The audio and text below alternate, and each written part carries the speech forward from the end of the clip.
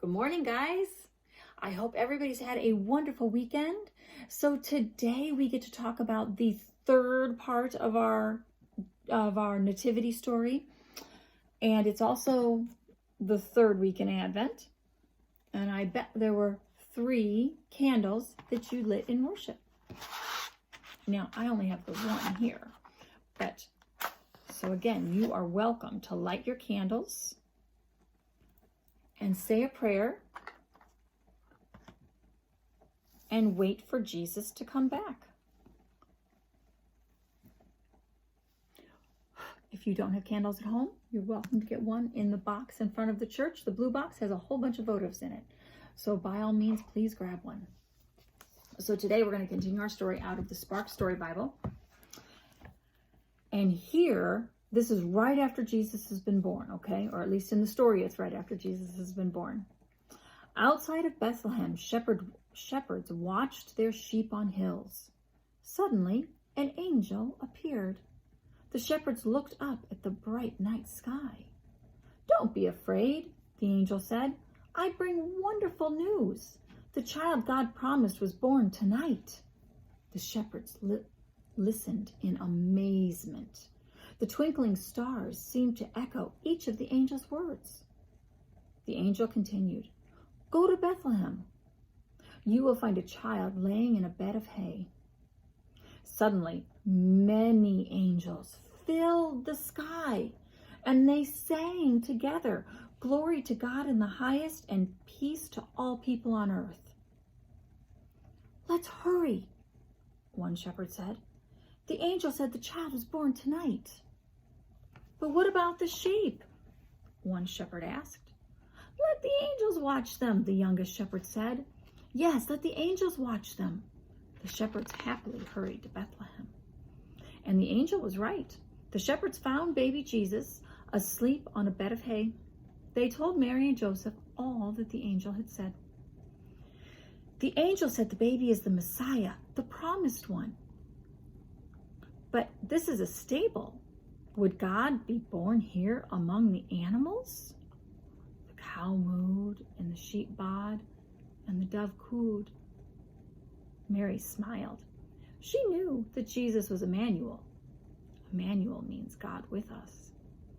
Later, the shepherds returned to their sheep, praising God for all they had seen and heard, and Jesus was born.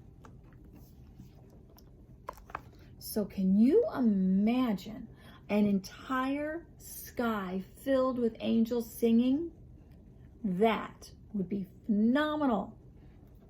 And you would be really excited, right? Well, the shepherds just dropped everything. They left their sheep behind. They just ran to go see the baby. Now that would be kind of the equivalent of your mom and dad making dinner, and an angel comes in and tells them that Jesus was born again. And they just dropped everything, left the chicken on the counter and the potatoes in the pot, and took off and left. That would mean they'd be really excited about it. So that's how very amazed the shepherds were. Now today, we get to continue to color our nativity story. Now we started, let's see if I can get to the beginning. I think I just buzzed past it here. So we started with the angel telling Mary that she was going to have a baby born of God, and that this baby was going to be Jesus. And then Mary and Joseph had to travel a long way before finally finding a place to stay. But it wasn't at a hotel or at the inn, it was actually in the stable. And then Mary and Joseph had the baby Jesus. Now we're to this one, where the shepherds are told. So the angel appears to the shepherds and tells them the good news, and soon they arrive to look upon the newborn son. Now you'll notice I used our special box of crayons with all of the different colors in it, and I colored the shepherds a darker skin color, and I colored Jesus a darker skin color too, because this was all happening in the Middle East, and in the Middle East people have much darker skin than I do. So I decided that I wanted to color them darker. Now, you can color in your shepherds and Jesus, and you can do the background and finish it all up. I only did a little bit here.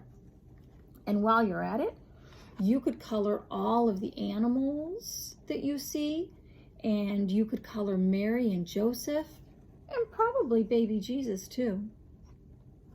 And by the time we get to next week, we'll have the entire thing colored. And then you can tell the story of Jesus' birth too. Thank you for joining me for Sunday School. Don't forget to join me tonight at 6:30 for our check-in.